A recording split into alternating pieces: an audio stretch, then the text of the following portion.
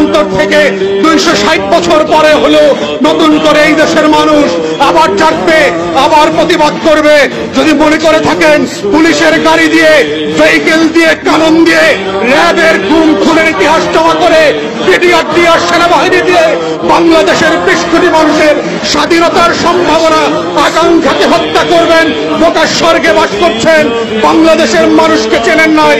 তারা নতুন করে যখন জাগবে, আওয়ামী লীগের কাফন কেনার টাকা পাওয়া যাবে না, কবর দেওয়ার মাটি পাওয়া যাবে না। সেই দিন আসতেছে, সেই দিনের প্রস্তুতি নেন।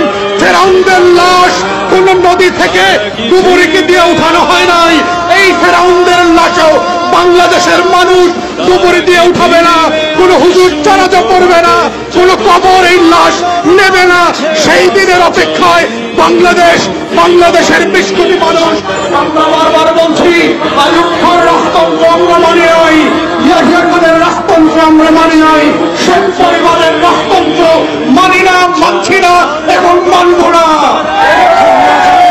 ছেলে মেয়েরা যখন কোটার বিরুদ্ধে পাবলিক বিশ্ববিদ্যালয়গুলোতে আন্দোলন করছে, তখন আজকে মাত্র আমরা দেখলাম বরিশালে, কুমিল্লাতে, চট্টগ্রামে ঈদের শাহবাগে আজকে পুলিশের সাজোয়া গান দিয়ে আমার দেশের তরুণ তরুণী শিক্ষার্থীদের উপরে গুলিবর্ষণ করা হচ্ছে, লাঠিচার্জ করা হচ্ছে। এটা পাঞ্জাবের আমল না, পাকিস্তানিদের হাতে আমরা বন্দীরা। এটা 190 বছরের জমিদারি শাসন না। যদি কেউ মনে করে থাকে বাংলাদেশে এখনো জমিদারের শাসন চলছে, ব্রিটিশ বেনিয়ারা বাংলাদেশ দখল করে রেখেছে, আমরা প্রত্যাখ্যান করছি এবং বলে রাখছি, বাংলাদেশে গণতন্ত্রের যে লড়াই হয়েছে, সেই রক্ত দিয়ে মুক্তিযোদ্ধারা বাংলাদেশ স্বাধীন করেছে, সেই বাংলাদেশ আমরা ফেরত আনবো।